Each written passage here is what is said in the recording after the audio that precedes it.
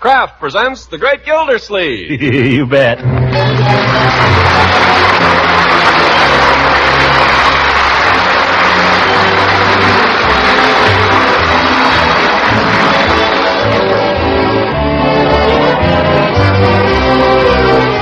The Kraft Cheese Company, makers of Parque margarine and a complete line of famous quality food products, presents Harold Perry as The Great Gildersleeve.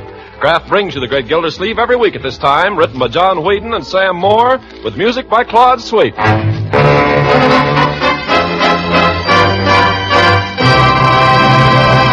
We'll hear from The Great Gildersleeve in just a moment. But first, let's see how quickly you boys and girls listening in can guess the food I'm about to describe. Now, this food is high in energy value. It's a food you enjoy at every meal, and it makes bread, toast, and rolls taste extra good. Oh, yes, and it's made by Kraft. Have you guessed it yet? Well, you boys and girls who said Parque margarine can go to the head of the class and say you can tell Mother there's no guessing about which spread will please your taste. Once you've tried Parque and find out how good it tastes, you'll know why Parque's fresh, delicate flavor is preferred in millions of American homes. Remember, too, that every pound of Parque contains 9,000 units of important vitamin A. So ask Mother to buy Parque, Parkay, the nourishing spread that tastes so good. Parque margarine, made by Kraft.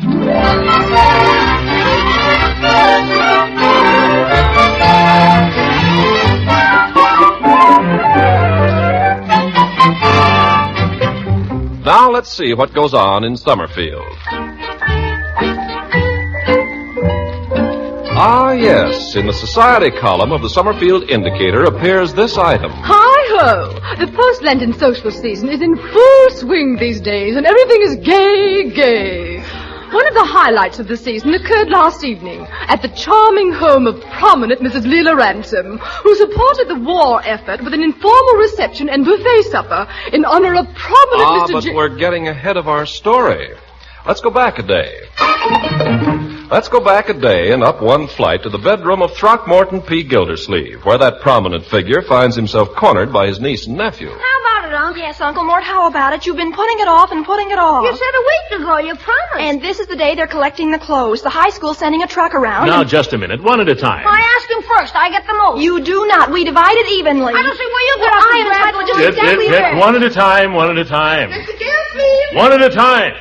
Excuse me, Bertie. Mr. Gildersleeve, while you're at it, Yes? I'm getting the clothes ready for the malls. You got anything you want to, Carol? Well, yes, Bertie. I've got a few things in my closet here. My tuxedo, for instance. Uncle Mort, you'll never wear that tuxedo again. Now, why don't you give that to the drive? Me, I get the tuxedo. Oh, no, you don't. Now, wait a minute. Whoop. Leroy, pick up that tuxedo. It slipped off the hanger, Unc. I didn't even touch it. Pick it up. I was gonna. Bring it here. Okay. Look at it. My goodness, I got to dust out that closet. Doesn't matter if it's a little dusty, Unc. The Russians won't care. Just for that, I think you ought to give it to me. Nothing doing. I need it more than she does, Unc. If we bring 50 pounds of clothes to school for the drive, we get a free ticket to the movies. Objective Burma. It's neat. Errol Flynn But our gets school is collecting today, Uncle Mort. The truck's coming around this morning. Wait a minute. A free ticket, Unc. Objective Burma. Errol Flynn. The clothes are for the Russians. They're not for Errol Flynn. Hold on now. The clothes are mine, so keep your shirt on, both of you.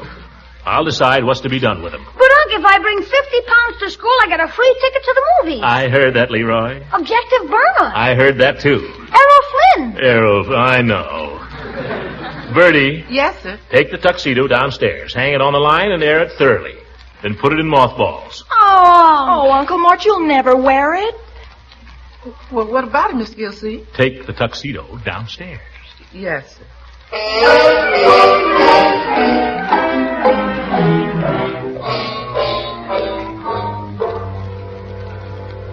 Now, let's see what I can give away here.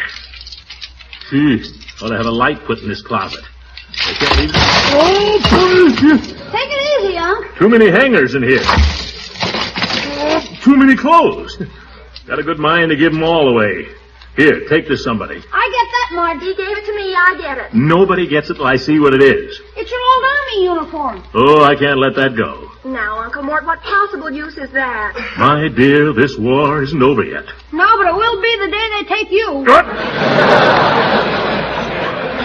Is that so? Let me out of here.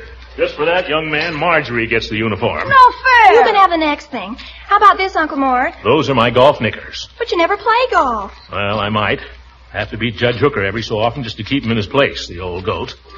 Besides, the Russians haven't got time to play golf. That's not the point. There's material enough in those knickers to make suits for 3 or 4 children. I think you exaggerate, my dear. I'll put them aside. I'll think about them. Next? Well, how about these pants? Oh, no, those are my working pants. I wear those when I work around the house. You haven't used them in 5 years. On second thought, I guess I'll let them go. You're growing up now, Leroy. Time you learn to do a few things around the place. Here, catch, Leroy. They're yours. Now, what else? Let's see. How about this? Are you crazy? That's what I wear to church. And I'm going next Sunday. Well, that's all then. Gosh, is this all we get, Unc? Just the uniform and the pants? With all those people freezing over there? Well, it isn't very much, is it? No, it's not. Uncle Mort, now that tuxedo, you don't really need that. Not really. Well, all right. Bertie! Oh, Bertie! You calling, Mr. Gildersleeve? Yeah, you got that tuxedo down there? Yes, sir. Well, I've changed my mind, Bertie. Bring it up. Okay.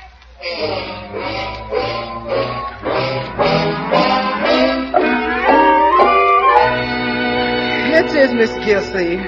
I gave it a good brush, and I'm just going to hang it out on the line. By George, that's a handsome outfit. You know it, Bertie? Yes, it sure is. You know, I hate to let it go. Well, goodbye, old tux. Let's have it, Unc. Now, just a minute. Yes, sir. Some of the happiest hours of my life were spent in that tuxedo. The only suit I ever had made to order. Cost me $75. Look at those lapels, Marjorie. Real silk. You don't see that anymore. And that vest. Silk brocade, top to bottom. Look at the jacket. Look at the way it hangs, even on the hanger. That style. What's a peanut bar doing in the pocket? Can I have it, Unc? What, the peanut bar? I'm afraid it's pretty stale, my boy. Can't be too stale for me. Yeah, you may be right. I don't want to rush you, Uncle Mort, but the truck will be coming by here any minute, so we ought to bundle up the clothes and be ready. Now, just a minute. I haven't entirely made up my mind. You mean you're not going to let us have the tuxedo? Well, I don't know.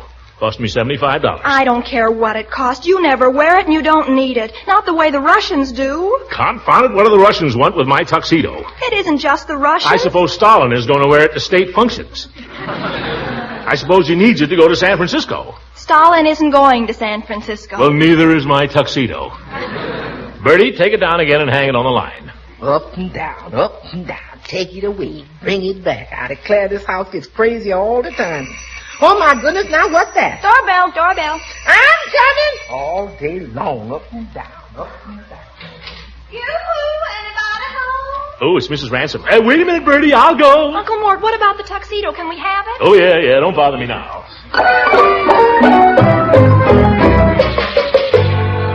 Well, Leela. I hope you'll forgive me barging in like this, Throckmorton. Glad to see you anytime. Come in and sit down. Oh, I couldn't. You're just going to hate me when you know what I came over for, Throckmorton. Not me. Well, I've come to steal Bertie. What? Oh, you needn't be frightened. It's just for the evening. But I've got to have help because I'm giving a party. Party? All of a sudden, yes, a buffet supper. You're invited, of course. I'm giving it for an old friend of mine who's just come to town, James Eustace Calhoun. James Eustace Calhoun? Calhoun. James Eustace Calhoun. Never heard of him. You wouldn't, of course. He was a friend of my late husband's. James Eustace and Beauregard grew up together down in Savannah. Friend of Beauregard's, huh? His best friend. He's sort of related by marriage to my cousin Tupper Hathaway. Oh, he was terribly in love with me at one time, but then so was George William Hungerford. They were so cute. They used to call on me together, James Eustace and George William. I just couldn't make up my mind between them. But then along came Beauregard and settled the whole thing. Oh. Is that the doorbell? Yeah, pardon me. Bertie, doorbell. I'm coming. Bertie's been having a hard day. Okay. Miss Marjorie, the tuxedo and them clothes. Oh, tell him to wait, Bertie. I've got to be running along, Throckmorton. You will come to my party, won't you? You bet I'll be there. And you promise not to be jealous. Jealous of what? James Eustace Calhoun. Why should I be jealous of him? Well, gracious, he's so handsome. Looks aren't everything. And he's the loveliest dancer. What do I care? I'm not going to dance with him. Silly. He has the most elegant manners. He's a diplomat, you know. Oh, he is, eh? What's he doing up here? Well, I don't know exactly, but it's for the government. It's terribly secret, I suppose. Anyway, I'm so excited. I just can't wait till I see him again. I know you'll be impressed by him, Throckmorton. Well, I've met diplomats before. I shook hands with Jim Farley once. Oh, but James Eustace is different. More the lean, handsome type. I just love the way he dresses. You know, so few men know how to dress well. He wears imported tweeds and things like that. Oh, simply divine. Oh, but gracious, here I'm rambling on. Oh, there's one thing, Throckmorton. Yeah? As the hostess, naturally, I'll be looking after James Eustace most of the evening, so... What about me? Well, I thought if you wouldn't mind taking Eve Goodwin, I told her you'd call for her. Now, wait a minute. Maybe I don't want to take Eve Goodwin. Well, I think she's terribly attractive, but of course, if you don't want to, I'm sure Judge Hooker would be only... Now, hold on. I didn't say I wouldn't. After all, Eve and I are good friends. I'll call for her, sure. Only... Gosh. Throckmorton, I'm afraid you're just a teensy bit jealous. I am not. You be nice to James Eustace now, and don't let me catch you boys fighting over me, you hear? Goodbye now, and don't forget. Bertie, I expect I'll be seeing you this evening. Yes, ma'am, if you want me. Won't you? I don't know what I'd do without you. James Eustace Calhoun. Sounds like a gigolo to me. Such a gorgeous dancer. But he can't sing a note. But he can't even carry a tune. If he's so tall and handsome, why isn't he in uniform instead of walking around in tweeds?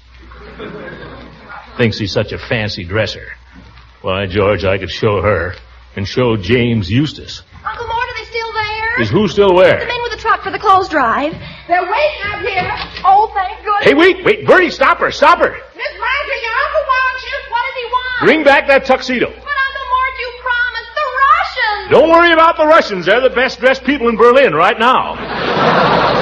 This is one time I gotta have that tuxedo.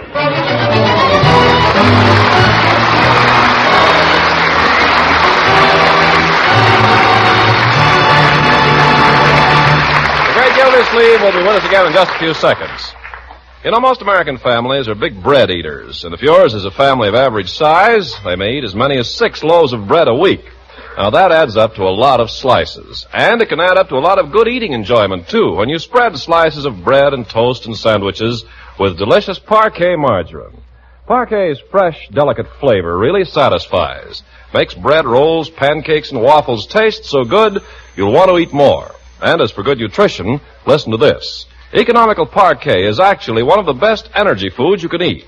What's more, every single pound of Parquet is guaranteed to contain 9,000 units of important vitamin A. So for flavor that really satisfies, for energy and vitamin A, be sure to buy Parquet. P-A-R-K-A-Y, Parquet margarine. Ask for the spread that tastes so good. Parquet, made by Kraft.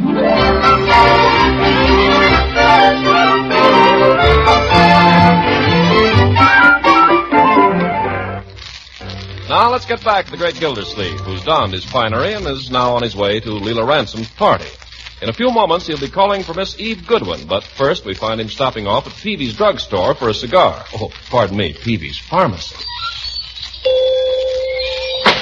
Hello, Mr. Gildersleeve. Well, greetings, Peavy. Greetings and salutations.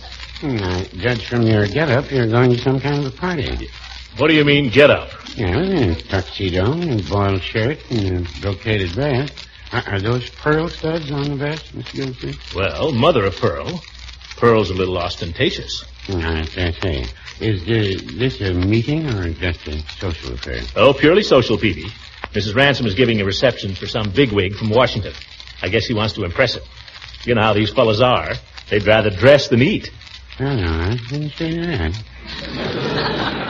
Yes, they would. Those fellas put on a cutaway to go out and sit in the backyard. But I'll show him he's not visiting a bunch of hayseeds out here. Ever see my gold cigar cutter? There. Well, I was wondering what you had on the end of that chain. My grandfather's gold watch is on the other end.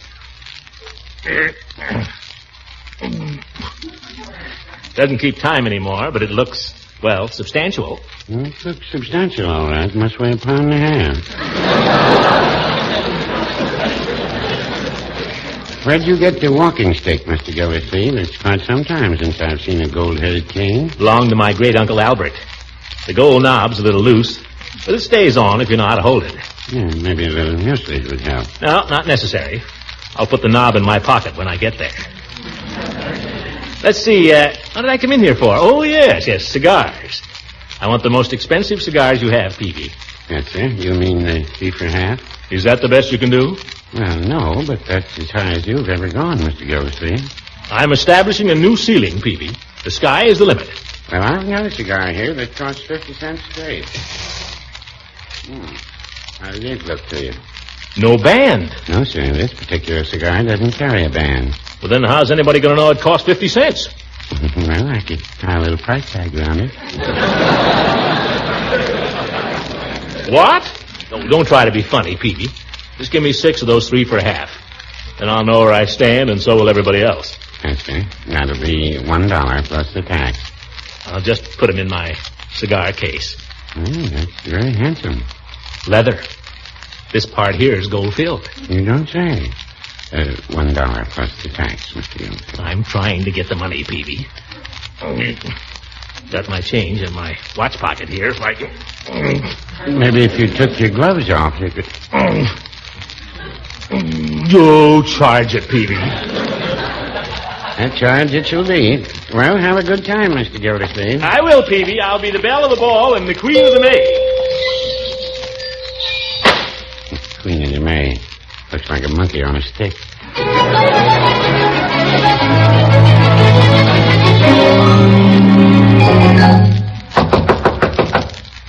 Come in, Throckmorton. The door's not locked. Eve, where are you? Have a chair, Throckmorton. I'll be ready in just a second. Women. All they think of is dressing up like a plush horse. Might as well sit down and be comfortable. Vest is getting a little tight. Still, it makes me look slender. How have you been, Eve? I've been fine, Throckmorton. How have you been? Fine. What the dickens are you putting on that takes so long? I'm going to show you right now. Oh, my goodness. What's the matter? Nothing. Huh? I thought maybe there was something the matter with my clothes. Oh, no. They're perfect. How do I look? Say, pretty tasty. Is that a new dress, or did you just have it tightened? Only joking, of course, Eve. Come on, we'll be the handsomest couple ever seen in Summerfield. Have to be careful getting up and down.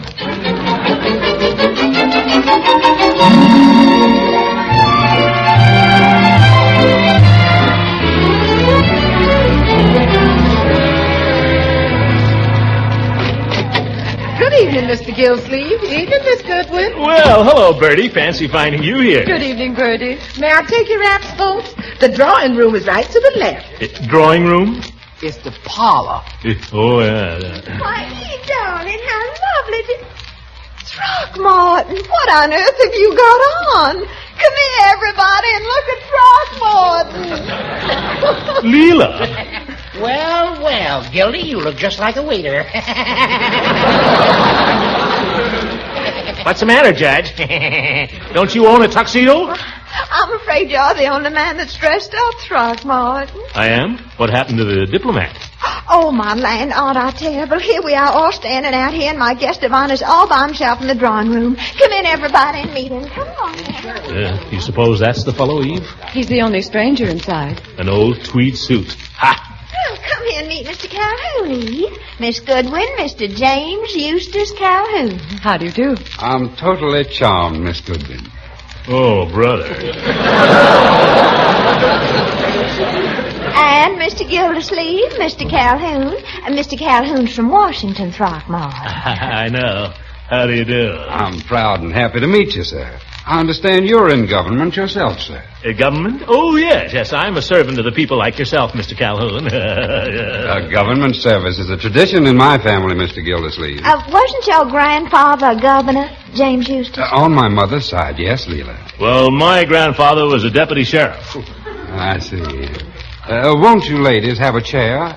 Miss Goodwin? Thank you. Here, let me get a chair for you, Leela. And I was getting her a chair, Horace. Oh, now, boys, don't you fight over me here.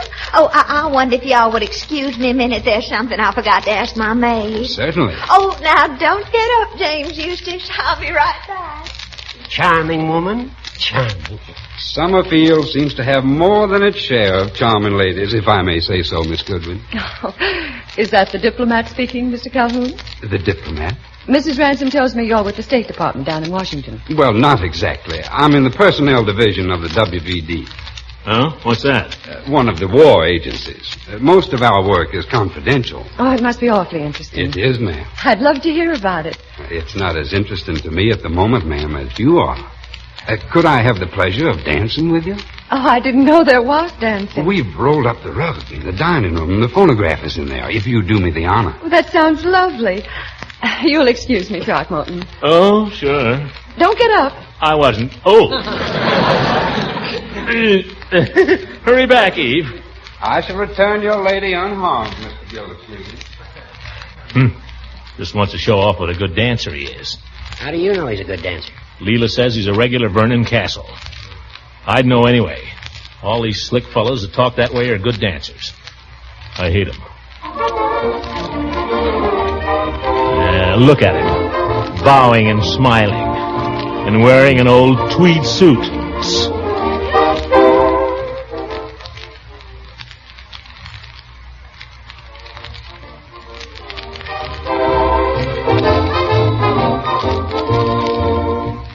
Well, Mr. Calhoun, I must say you're a marvelous dancer. Isn't it simply divine? Oh, stop or we'll spoil it. I'm afraid you ladies have already spoiled me for dancing with ordinary partners. Throckmorton, why aren't you dancing? I don't want to. Oh, come on, Throckmorton. I just love the way you swing me around. He almost frightens me to death, James Eustace. Why, I imagine Mr. Gildersleeve is a beautiful dancer. Well, I've had a few compliments in my time. Eve, would you do me the honor? Oh, I wish you'd excuse me for a few minutes, Throckmorton. I'm a little out of breath. Oh. Well, how about you, Leela? Shall we tread a measure? Oh, let's just talk for a minute, shall we? I'm dying to know just what James Eustace does down there in Washington. Oh, my job is mostly routine, Leela. Signing reports, filling out forms, and so on. I imagine the judge here has a much more interesting job than I have. What about me? I find the bench very satisfactory, Mr. Calhoun. A judge gets a chance to study human nature. I've always believed, as the poet said, that the proper study of mankind is man. Very true, Judge, very true. Well, now, as water commissioner, If you will permit me, Gildy. Mr. Calhoun, a judge sees a good deal of human flotsam and jetsam in the course of a year. a water commissioner sees plenty, too. Gildy. But the fellow that reads the meters, he sees everything.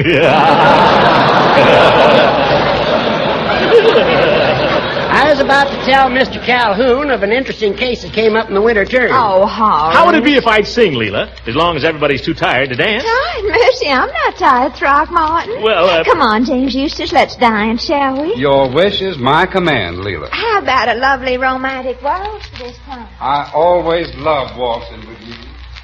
I always love waltzing with you. Bureaucrat. Now, Throckmorton, I think he's very nice. Would you like to dance? Sure. Eve. Guess I better not, Eve. This coat's a little tight, and if I raise my arms... Oh. Zeep. Eve, could I have the pleasure? Oh, why, certainly, Judge. Excuse us, Gildy.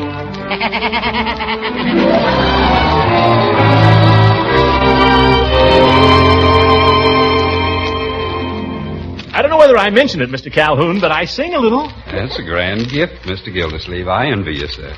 As I was saying, Miss Goodwin, one of my closest friends is a very important man in the Navy Department. Eve, wouldn't you like to hear me sing? I have, Throckmorton. Yeah. And this friend of mine remarked the other day that, in his opinion, we'll have regular plane service across the Atlantic within 5 years. I wouldn't want that to get around, of course. I won't tell a soul. What's going on in here, secret? Leela, wouldn't you like to hear me sing? Well, later, Throckmorton, we're going to have supper now. Supper? Well, just one short song then, huh? Kind of relax everybody before they eat? Well, I'm not sure it would, Throckmorton. You put so much into your singing. Oh, come on, Leela. You play for me. Well, everybody else wants you to, do they? Well, they all love music, don't they? I do, and I'd like to hear you sing anyway, Gilda.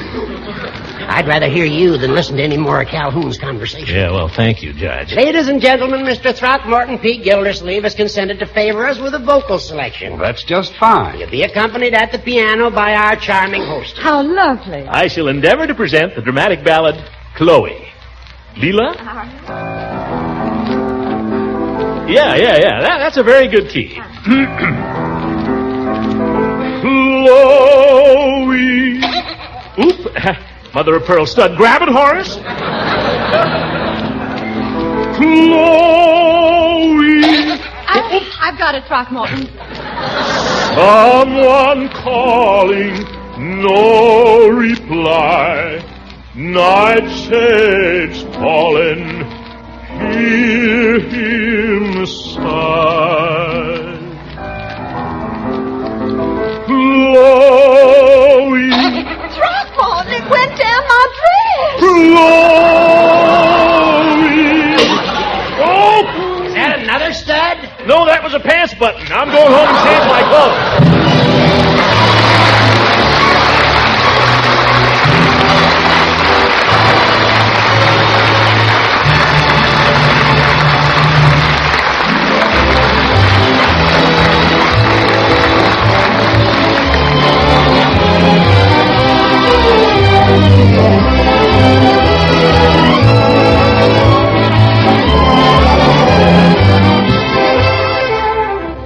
Well, I gave my tuxedo to the United National Clothing Drive after all.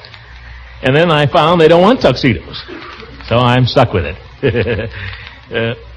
Seriously, there are millions of people in Europe who need clothing desperately. It's hard for us to realize over here, but it's a fact that many people in Europe have died from exposure.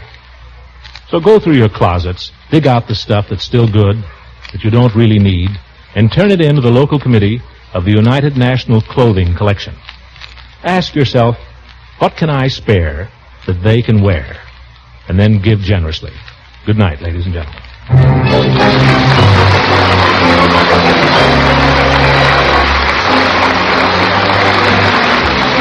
Music on this program was directed by Claude Slayton. This is Ken Carpenter speaking for the Kraft Cheese Company, makers of Parque margarine and a complete line of famous quality food products. Kraft invites you to listen again next week for the further adventures of the great Gildersleeve.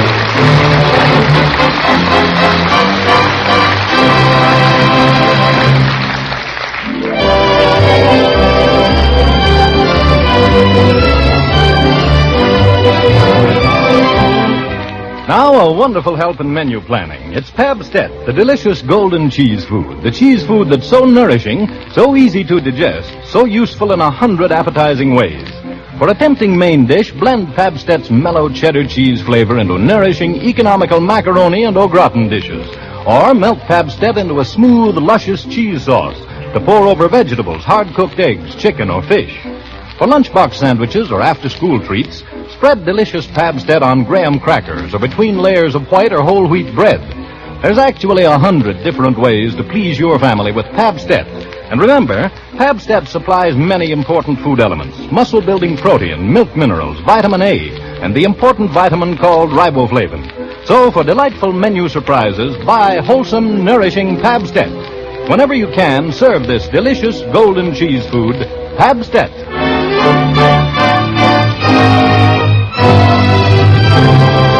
This is the National Broadcasting Company.